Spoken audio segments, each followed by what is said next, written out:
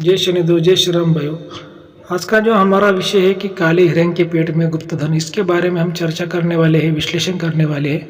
अगर आपने चैनल को सब्सक्राइब फॉलो नहीं किया तो सबसे पहले चैनल को सब्सक्राइब फॉलो करिए, लाइक करिए, शेयर करिए। आप सब लोग जानते हैं कि जैसे कि हमारे 5 पीढ़ियों से हमारे खानदान में इंद्रजाल विद्या, नारायणी विद्या, अघोरी विद्या चलती आ रही है। और जो हमारे दादा गुरु थे बहुत ही विद्वान पंडित थे, तांत्रिक थे, बड़ी बड़ी विद्या उनके पास में थी, बड़ी बड़ी विद्याओं का उनके पास में ज्ञान था। तो उनके जीवन की एक घटना, एक कहानी है, मैं आपको बताने जा रहा हूँ कि एक जो काला हिरण था उसके पेट में गुप्त धन था। तो एक कैसी घटना है, कैसी कहानी, थोड़ा ध्यान से सुनिए, ठीक है। तो देखिए, हमारे दादा गुरु का एक प्रिय शिष्य हुआ करता था, वो एक किसान था। और वो किसान की पत्नी रोज खेत में अकेली जाती थी काम करने को, और जो किसान तो गाय चराने को कहीं और जाता था। तो जो अभी आप सब लोग जानते हैं कि जो किसान, जो महिला होती है अपने अपने खेत में अकेले काम करती है, वो डरती नहीं है, बहुत हिम्मत वाली होती है। तो जो महिला बेचारी काम करती थी, गरीब महिला थी, तो शनिवार के दिन या फिर मंगलवार के दिन, अमावस्या के दिन, पूनम की रात के दिन उसके खेत में एक काला हिरण आता था। और बिल्कुल अकेला आता था, कोई ग्रुप में नहीं आता था, एक काला हिरण अकेला आता था। और उसके आसपास 10-15 मिनट ऐसा घूमता था। और जब वो घूमता था तो उसके पेट से जैसे कोई चेन बज रहा है, कोई सिक्के बज रहे हैं, ऐसे खन खन बजने की आवाज़ उसके पेट से आती थी और गायब हो जाता था। तो लगभग उस महिला के साथ में ऐसा बहुत बार हुआ, 1 साल से भी ज़्यादा उस महिला के साथ में वैसा होता चला गया। और उस महिला ने उसके पति को कहा, लेकिन उसने वो बात दिल पर नहीं ली, क्योंकि आप सब लोग जानते हो कि जो कुछ पुरुष होते हैं औरत की बात ज़्यादा वो मतलब दिल पे नहीं लेते, ऐसे अनदेखा करते हैं। तो वैसे उसके पति ने वो बात अनदेखा कर दी। लेकिन वो महिला भी होशियार थी, उसने उसके पति को बोला कि देखो, हमें आपके गुरुजी के पास में एक बार जाना है, उनके दर्शन के लिए जाना है और मुझे उनसे कुछ बात कहनी है। तो जो किसान और उसकी पत्नी वो दोनों भी हमारे दादा गुरु के पास में आ गए। और जब दादा गुरु के पास में आ गए तो फिर वो जो महिला थी वो दादा गुरु को बोली कि गुरुजी, मुझे आपसे एक बात कहनी है।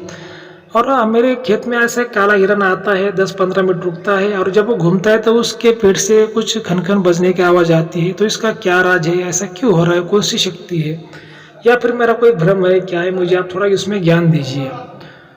तो वो जो हमारे दादा गुरु थे, फिर उसकी कुंडली देख के, हस्तरेखा देखी, उसके माथे की कुछ रेखाएं देखी, उनका जो पास में जो कुछ ज्ञान था, उस ज्ञान के आधार पर उन्होंने उसके जो डिटेल उसको दी कि वो दादा गुरु बोले कि ऐसा ऐसा कुछ शक्ति है और वो तुमको कुछ धन देना चाहती है, कुछ धन की शक्ति है, ऐसा दादा गुरु ने उसको बोला। तो फिर उस महिला के पति ने दादा गुरु से कहा कि गुरुजी, आप एक बार हमारे खेत में आइए और देखिए उसका क्या रहस्य, क्या राज है। अगर किसी का फायदा होता है तो आप हमारा कुछ फायदा आपके हाथों से हो गया तो फिर बहुत ही अच्छी बात है, हम दान धर्म बिल्कुल करेंगे। और देखिए, कोई भी गुरु ऐसा एकदम से किसी पर भरोसा नहीं करता, लेकिन वो जो शिष्य था दादा गुरु का प्रिय था, और वो हमेशा उसके खेत की जो भी फसल आती थी उसका लगभग 10-15% हिस्सा वो दान धर्म में खर्च करता था और दादा गुरु के आश्रम को देता था दान धर्म करने के लिए। ऐसा एक धार्मिक व्यक्ति था, इसी वजह से दादा गुरु का भी उसके ऊपर बिल्कुल भरोसा था। और जो हमारे दादा गुरु फिर उसके खेत में कुछ दिनों बाद गए, और जब गए तो फिर उसके खेत में एक कुआं था, उस कुएं के पास में एक जैसे पीपल का पेड़ था। वहाँ पर दादा गुरु और वो दोनों, एक किसान जो था दादा गुरु का शिष्य, दोनों पेड़ के पास में बैठे। और वो शायद पूनम का दिन था, और जो महिला वो खेत में फिर काम करना उसने चालू कर दिया। और बराबर दोपहर के 12-12:30 बजे वो जो हिरण था, वो जो काला हिरण था, वो आया और उसके आसपास घूमने लगा। जैसे घूमने लगा वैसे दादा गुरु ने उसके ऊपर स्तंभन क्रिया का प्रयोग किया, और स्तंभन प्रयोग करने के बाद में उस शक्ति को उसी पर स्टॉप कर दिया और उस शक्ति से बातचीत कर ली कि भाई क्या राज है उसका, वो शक्ति कहाँ पर है और कहाँ से आई है, ऐसा क्यों इसको परेशान कर रही है। तो शक्ति ने जो बताया कि जो उसी के खेत में जो धन था, और धन की वो शक्ति थी, जो काला हिरण था, वो धन का टोटका था, धन की शक्ति थी, और उस महिला के नसीब में वो योग था। तो शक्ति ने दादा गुरु को उसका राज पूरा बता दिया।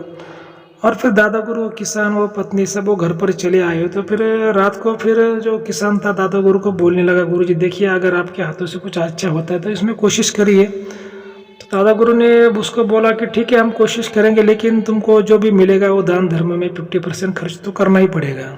फिर दादा गुरु ने उनको जो खेत की जो जगह है, वो धन की जो जगह है, जो पॉइंट है, वो उनको बता दिया, और किस दिन कैसे काम करना है, क्या करना है, वो सब उनको बता दिया। और उनको बोल दिया कि भाई, जो अंदर तुम निकालने की कोशिश करोगे तब तुमको एक काला हिरण की जो मूर्त दिखेगी, उसके बगल में भी कुछ धन है और उसके पेट में भी कुछ धन है, और उसकी पूरी शांति वो जमीन की करा दी, वो टोटके की करा दिया, और दादा गुरु फिर वहाँ से निकल गए। क्योंकि दादा गुरु बिल्कुल भी किसी भी मामले में वो धन का कोई हिस्सा नहीं लेते थे, और ना ही खुद के जीवन में कोई धन का हिस्सा वो खर्च करते थे।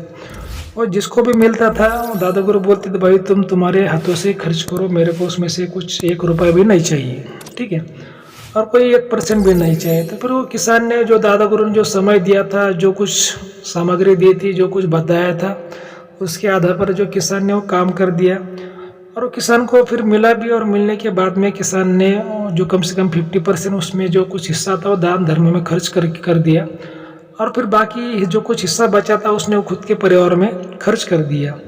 तो देखिए भाई, वो ऐसी बातें होती है कि जो कुछ शक्तियाँ होती है, जो कुछ धन होते हैं, वो जमीन के अंदर होते, इतने आसान तो नहीं होते, किसी के नसीब में भी होते, लेकिन उसको गुरु की मदद की जरूरत गिरती है।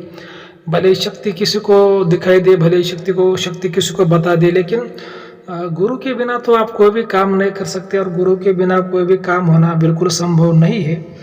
क्यों, मेरा जो मानना है कि जो जीवन में धन हो, चाहे कोई सुख हो, समृद्धि हो, वो गुरु के ही आधार पर मिलती है। गुरु के बिना जीवन में कभी भी आपको सुख नहीं मिल सकता।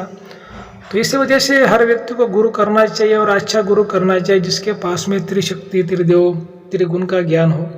ऐसा गुरु करना चाहिए, तभी वो गुरु आपके जीवन में अच्छी तरह से मदद कर पाता है। और खाली गुरु करने से ही गुरु मदद नहीं करता, उस गुरु का जो दिल है वो जितना पड़ता है, तन मन धन से उसकी सेवा करनी पड़ती है, तभी गुरु का भरोसा बैठता है। ना तो खाली आपने गुरु किया और 2-4 दिन में आपने उससे कोई लालच की बात की, तो आपकी बिल्कुल नहीं मदद करेगा।